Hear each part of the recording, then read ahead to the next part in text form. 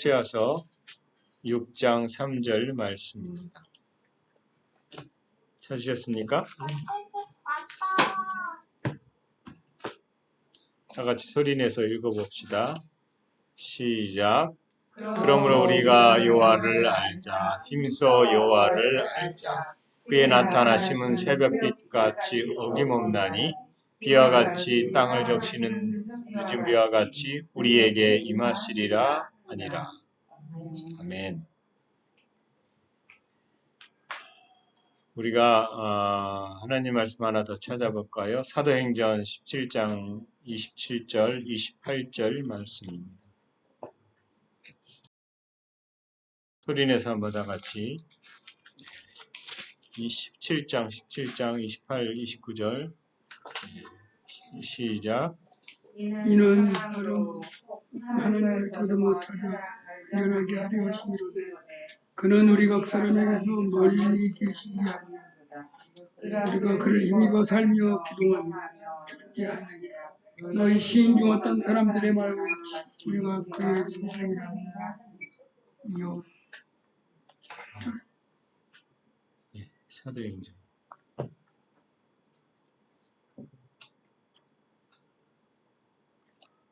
오늘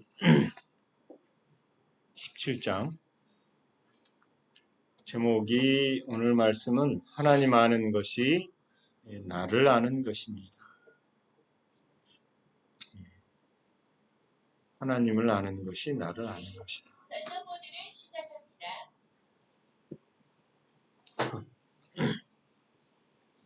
저번주 우리가 우리의 정체성에 대한 얘기를 할 때에 그 정체성에서 우리는 우리의 마음이나 감정을 따라서 정체성을 세우지 마십시오 라고 얘기를 했습니다. 오늘은 이제 하나님을 아는 것에 대한 얘기를 좀 하죠. 보통 우리가 난 누구지? 라는 이런 생각을 안 해본 사람은 없을 것 같아요. 내가 누구지? 어떻게 살아야 되지? 이런 거죠. 누구든지 자신의 존재에 대한 가치의 기준, 평가를 합니다. 나는 이런 존재야. 나는 이렇게 할 수 있어. 이런 거죠. 그런데 우리의 정체성은 하나님을 통해서 시작되어야 된다라는 겁니다.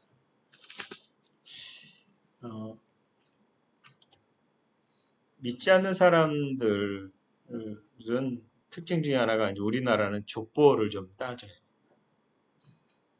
저도 이렇게 제가 일하러 나가는 곳에 식당 한 곳에 보니까 양씨. 그래서 제가 어디 양씨요? 이렇게 물어봤더니 제지요? 이래요. 보니까 같아요. 본도 같고 같은 한 일가예요. 길면 12촌 정도 되는 것 같아요. 그리고 학렬로 따지면 저보다 아버지 학렬이에요. 우리가 이렇게 족보를 따지고 촌수를 따지고 이제 우리 나이 때는 그게 있는데 그 이유가 뭐냐면 어떤 근본을 알고 싶어서. 최근에 이제 시골의 땅 문제로 이제 이 선산 문제로 얘기를 하는데 저희가 멧대손에 무슨 파 이런 그런 게 있어요. 쪽파, 대파 뭐 이런 뜻이. 근데 여러분 알렉스 헤일리라는 사람 알죠? 예, 모르세요? 어제 이사 왔는데 옆집으로. 루츠, 뿌리라는 책을 씁니다. 쿤타 킨테 잘 알잖아요. 이 리얼 다큐 소설인데도 불구하고 아프리카에서 미국으로 건넌 흑인의 역사, 조상의 뿌리를 찾는 얘기죠. 한국에도 이게 드라마로 소개가 됐었습니다. 알렉스 헤일리가 조상을 찾는 것처럼 여러분 해외 입양아들도 어른이 된 뒤에는 친부모를 찾으려고 했어요. 그 이유가 뭐냐면 자기가 누구인지에 대한 정체성 때문에. 그래서 사람에게 있어서는 근원, 기원이 매우 중요합니다. 뭐 짐승은 그러지 않아요. 근데 사람은 유일하게 근원을 찾아요. 왜 그럴까요? 애초에 하나님이 이 근원을 두셨는데 근원을 잃어버렸기 때문이에요. 성경에서도 나는 누구인가에 대한 얘기를 하는 사람이 있어요. 그 고민 중에 한 사람이 누굴까요? 이 정체성 고민을 한 사람이 하나 있어요. 유명한 사람. 창세기 지나서 출애굽기 시작되는 모세.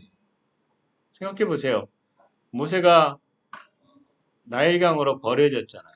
부모가 어쩔 수 없이 나일강에다가 배 띄우고 그 광주리에다가 띄우고 하나님 알아서 하십시오 라고 했는데 그 아이가 건짐을 받잖아요. 그래서 모세. 그리고 누나가 이거를 잘 조절해서 시브린 유모를 소개하는 게 어머니잖아요. 그리고 어머니 품에서 자라서 그 모세의 정체성에는 히브리 정체성이 있는 거예요. 그렇기 때문에 자기 민족을 죽이는 것을 보고는 살인을 저지르고 그리고 도망가서 미디안 광야로 갔다가 거기에서 누구죠?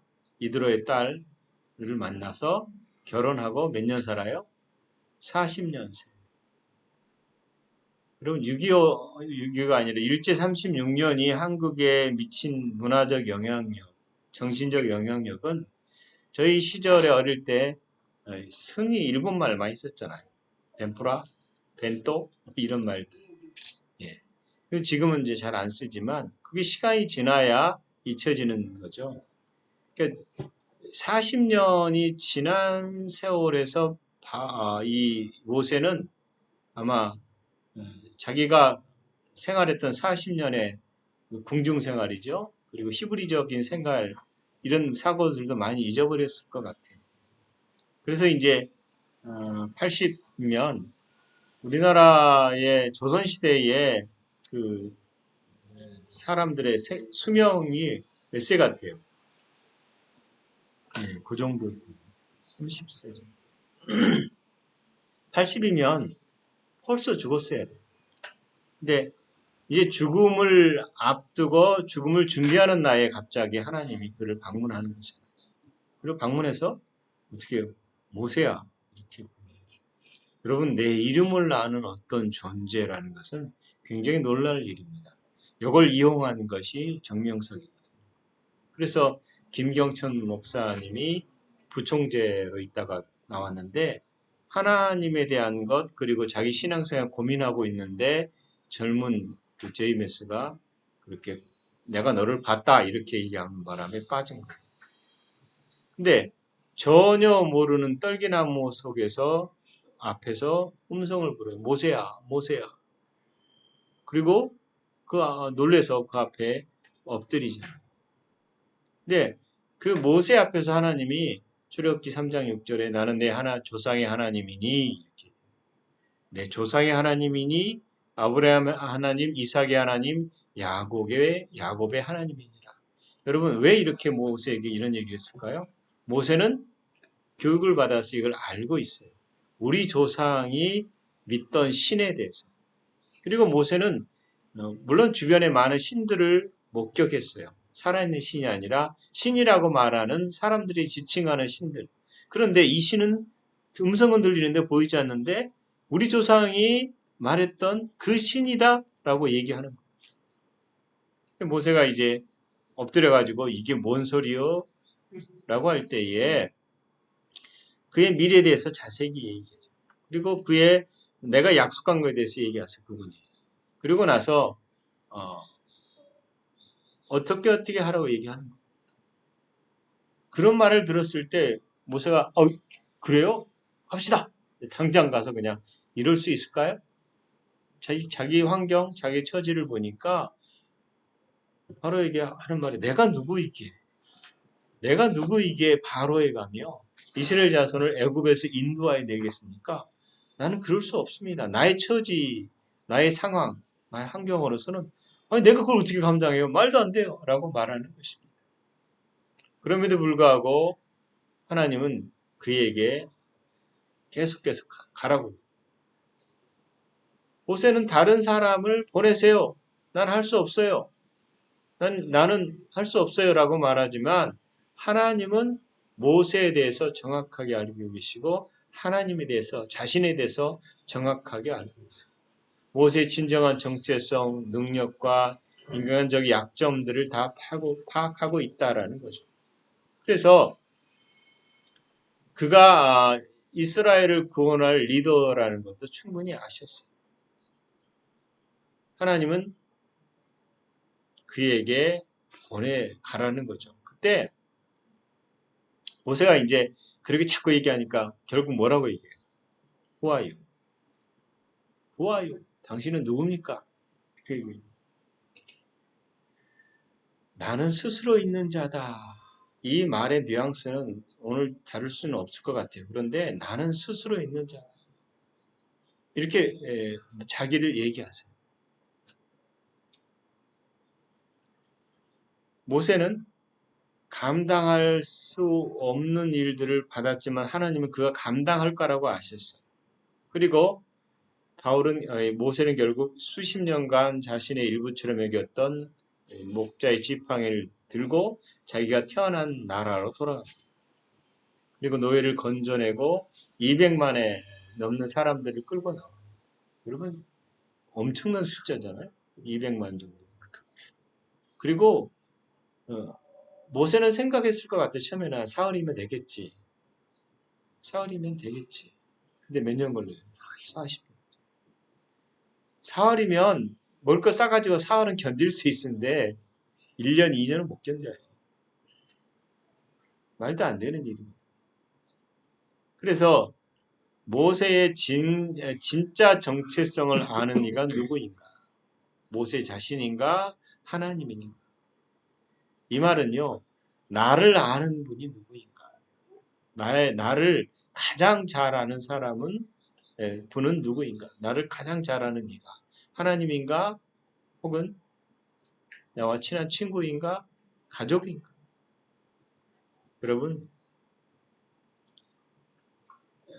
자신의 인생을 이해하는데 가장 신뢰할 만한 근원으로는 솔직히 내 자신도 아니고 나의 과거의 경험도 아니고 친척도 가족도 아니고 어떻게 보면 우리의 영혼을 쥐고 계시는 하나님이시다라는 거죠.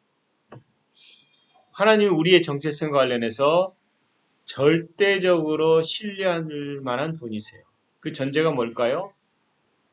왜 하나님의 나에 대해서 내 정체성을 신뢰할 수 있냐? 그 이유는 뭐냐면 그분이 내 인생의 세세한 부분까지 아주 세세한 부분까지 완벽하게 알고 계시기 때문에 시편 39편 139편 1절부터 6절까지 보면 이 말씀을 제가 보면서 이번 주에 좀 두려움보다도 내가 하나님을 경외하지 않는 거란 생각을 했어요. 무슨 말이냐면 여호와여 주께서 나를 살펴보셨으므로 나를 아시나이다. 나를 아시나이다. 주께서 내가 앉고 일어섬을 아시고 멀리서도 나의 생각을 밝히 아시오. 나의 모든 길과 내가 눕는 것을 살펴보셨으므로 나의 모든 행위를 익히 아시오며. 자, 행위를 안다 그랬어요. 생각을 밝히 아신댔어요. 4절에 여호와여 내 혀의 말을 알지 못하는 것이 하나도 없으니 주께서 나의 앞뒤를 둘러싸시고 내게 안수하셨나이다. 이 지식이 내게 너무 귀하니 높아서 내가 능히 미치지 못하나이다. 여러분 하나님이요 내 생각도 아시고요 내가 사람들한테 들키지 않은 것도 이분은 아신다. 그렇다면 하나님이 나를 아는 것이 진짜 정체성이죠. 하나님 말씀은 하나님이 우리를 속속히 탐색하시고 세세히 아신다는. 우리가 위치 추적 요즘 장치 있잖아요. GPS. 요즘 또 GPT인가요? 엄청난 게 나왔어요. 다 눈에 보이는 대로 내가 보는 것을 다 보고 계시고 내가 생각하는 것을 다 알고 계시고 숨을 쉬거나 걸음을 내디딜 때를 아신다. 그동안 내가 흘렸던 눈물과 눈물 한 방울도 알고 계신다. 그게 시편 56편 8절이잖아요. 나의 유리함을 주께서 계수하셨사오니 나의 눈물을 주의 병에 담으소서. 이것이 주의 책에 기록되지 아니하였나이까. 이렇게 돼 있어요. 그래서 내가 우는 이유도 알고 계시고 내 머리카락이 여러분 몇 개 떨어진 거 아세요? 지금 뭐 없잖아요 별로. 근데 있던 것도 아시고 떨어진 것도 아시고 너희는 머리털까지 다 세신 바 되었나니.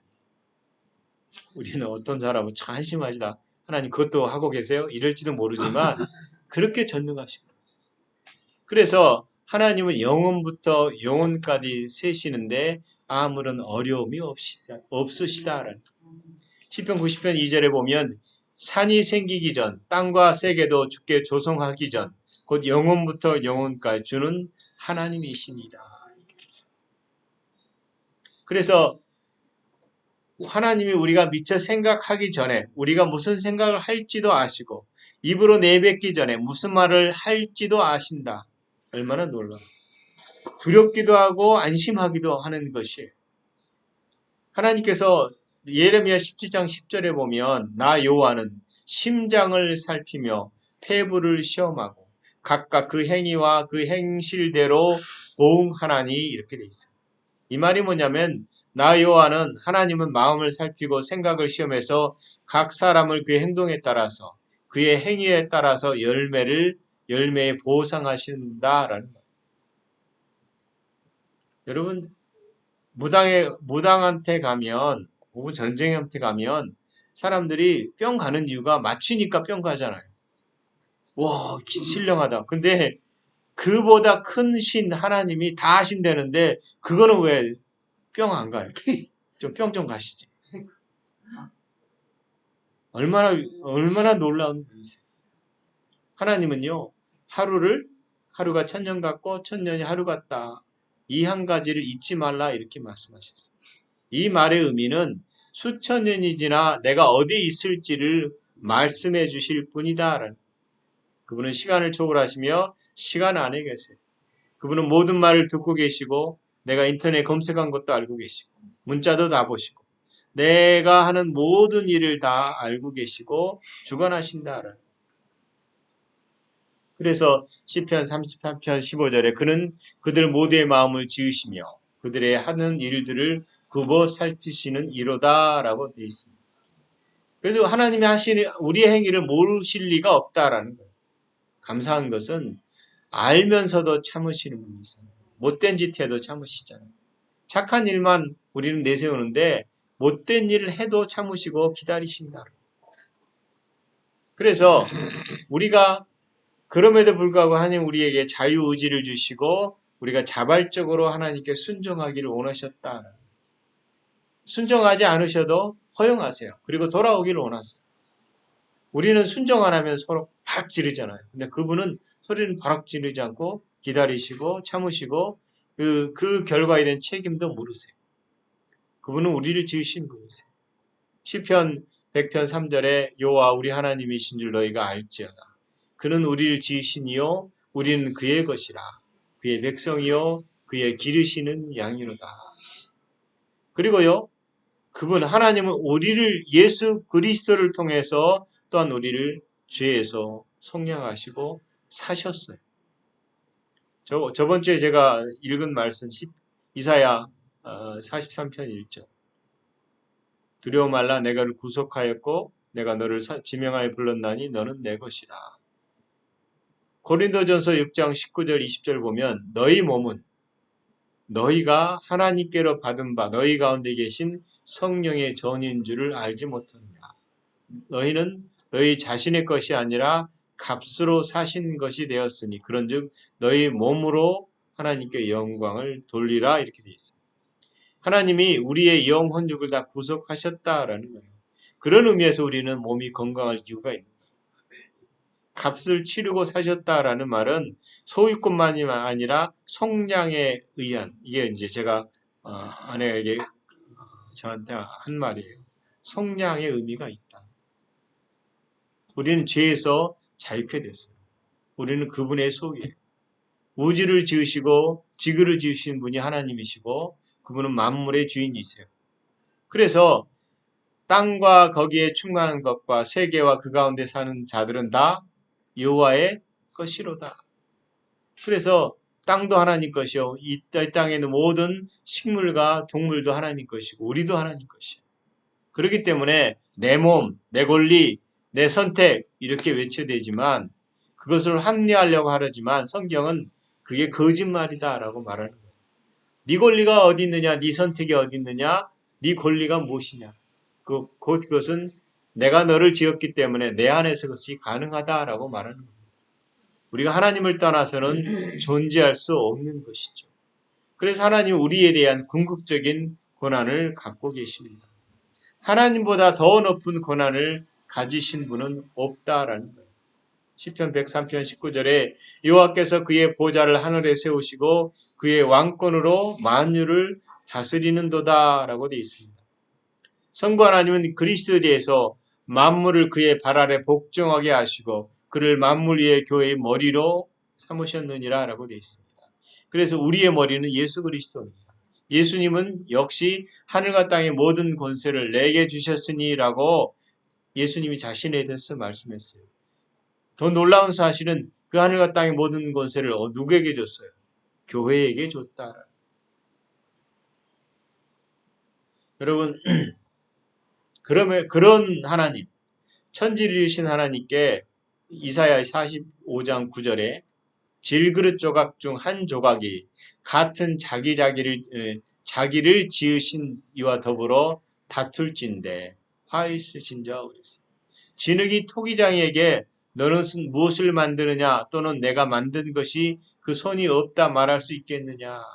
이 말이 뭐냐면 왜 하나님께 창조주 하나님께 피조물이 되느냐는 거예요. 그분이 우리의 주관자이십니다. 하나님이 우리의 운명을 결정할 권한이 없을까요? 있으세요. 그분은 그럴 권한을 권리를 갖고 계세요. 근데 놀라운 사실은 그런 권한과 권리를 가지신 분이 우리를 향해 진노하는 것이 아니라 사랑하신다. 오직 하나님만이 우리를 구속하신 그리스도 안에서 우리의 정체성을 규정한다라는 거예요. 우리가 하나님이 우리를 태를 조성하기 전에 나를 향한 계획을 기록했다 안 해놨다? 기록해놨다. 그분의 책에. 놀라운 일이잖아요. 나에 대해서. 근데 그 나를 향해 기록해 놓은 것들이 좋은 거겠어요? 나쁜 거겠어요? 선한 것이잖아요. 착한 것이잖아요. 하나님이 저 팔레스타인 가서 갑자기 총에 맞아 죽으라고 지진 않으셨어요. 그건 하나님 뜻이 아니다라는 거예요. 우리가 이 땅에서 병들고 고난 가운데서 이 지지리궁상으로 살기로 하나님 계획하신 적이 없었어요. 그건 사단을 통해서 역사한 일들이다라는 거예요. 그러면 만물의 정체성을 결정하는 열쇠가 뭔가? 첫 번째 질문은 하나님은 누구인가? 그리고 하나님은 누구인가와 함께 나는 누구인가? 이 두 질문은 항상 연결되어 있어요. 왜 연결되어 있을까요? 사과나무와 사과는 관련이 있어요, 없어요? 관련이 있어요. 하나님과 나는 그래서 관련이 있는 거예요. 그분이 나를 지으셨기 때문에 내가 그분과 관련이 지어서 우리가 생각을 해야 된다는 거예요. 하나님이 하신 말씀과 행동은 우리가 뭐냐면 곧 하나님의 속성과 연결되어 있어요. 하나님은 스스로에게 진실하시고 스스로에게 완전 무결하시고 스스로에게 신실하세요. 그리고 자신의 본성과 어긋나는 어떤 말과 행동도 하지 않으세요. 그러므로 하나님이 그렇게 신실하시고 완전 무결하시고 사랑이시라면 그분이 지으신 세계가 악이 있겠어요? 악이 없어요. 창세 전부터 그의 보이지 않은 것들, 곧 그의 영원하신 능력과 신성이 그의 만드신 만물에 분명히 보여 알려졌나니라고 되어 있습니다. 그렇기 때문에 이 세상의 피조물들은 하나님의 속성을 반영해서 드러낼 수밖에 없다라는.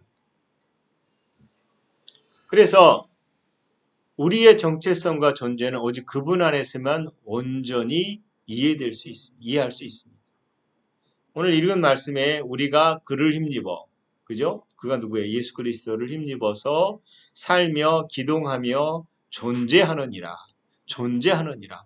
우리의 존재가 뭐예요? 예수 그리스도 안에서 존재하는. 그래서 예수 그리스도가 우리의 전부예요. 하나님이 예수님과 연합되어 있고 예수님과 연합된 우리는 하나님과 연합되어 있어요. 그래서 우리는 하나님과 연합되어서 우리의 존재가 예수 그리스도 안에서 하나님 안에서 기동하며 존재하고 성령님 안에서 기동하며 존재하는 것입니다. 그래서 우리의 속성은 곧 누구의 속성으로부터 오는 것이냐? 하나님의 속성으로부터 오는 것이에요. 내가 규정하는 것이 아니에요. 그래서 진리를 거짓으로 바꾸고 이 땅을 사는 어둠의 그 비진리들, 거짓말들을 따라갈 필요가 없다. 성경 분명히 사람들이 피조물이 조물주보다 거짓으로 진리를 거짓으로 바꿔서 피조물을 조물주보다 더 경배하고 섬김이라 이렇게 돼 있어요. 여러분, 제가 보세요. 하나님의 속성이 우리의 속성인데 사단은 반대로 그것을 결여시켜요. 여러분, 어둠은 빛의 결여예요. 차가움은 뜨거움의 결여예요. 거짓은 진실의 결여예요. 증오는 사랑의 결여예요. 사망은 생명의 결여예요. 우리가 생명이 없어요. 왜요? 사망에 처했기 때문에. 근데 우리가 생명이 있어요. 그건 뭐예요? 사망이 사라진 거예요. 형제들아 세상에 너희를 미워하여도 이상히 여기지 말라. 우리는 형제를 사랑함으로 사망에서 어디로 옮겼어요? 생명으로 들어간 줄 아느니라. 우리는 생명에 있지 사망에 있지 않아요. 그래서 우리가 악을 제대로 이해하고 싶다면 악을 연구하는 것이 아니에요. 뭘 연구해요? 하나님. 근원인 하나님. 거기에 관심을 가져야 됩니다. 하나님 아는 것에 관심을 가져야 된다라는 거예요. 여러분 왜 그러냐면 어둠 속에 있는 것은 숨어 있어서 안 보이잖아요. 이것을 드러내기 위해서는 어둠을 연구할 필요가 없어요. 빛을 드러내면 드러나요. 그러니까 빛을 비추면 드러난다는 얘기예요. 즉 나를 알기 위해서 나를 막 탐색하지 말고 하나님을 알면 나를 아는 것이 됩니다. 지식과 명철의 지혜가 온천이 하나님이세요. 옳고 그름과 진실과 거짓, 경건함과 불의함, 분별의 능력은 하나님께로부터 온다라는. 죄와 세상의 어둠에 골몰하면 이 세상과 인생의 옳고 그름이 분별 못해요. 제가 최근에 나는 신이다. 저희 동료 목사님이 후속 편 제목은 나도 신이다. 요거를 좀 했으면 좋겠어요. 근데요, 제가 이 얘기를 아내한테 때 아내가 그 얘기 그만하래요. 그걸 자꾸 얘기하면 그건 당신이 묵상하기 때문에 그 말이 나오는 거잖아. 무슨 말이에요? 내가 묵상한 게 나오게 돼 있어. 그래서 하나님이 이 세대를 본받지 말라고 한 이유가 이 세대 것을 자꾸 보면 이 세대 것을 얘기해요. 세상은 어둠이에요. 하나님의 성품과 속성을 아는 지식이 깊어질수록 하나님이 세상에 창조하신 세상에 대한 기본 지식과 이해가 깊어진다라는 거예요. 올바른 삶을 어떻게 살 것인가는 하나님께 가면 갈수록 어떻게 돼요? 더 깊어져요. 더 알게 돼요. 그래서 여호와를 경외하는 것이 지식의 근본이다. 그죠? 여호와를 경외하는 것이 지혜의 근본이다. 거룩하신 아는 것이 명철이다.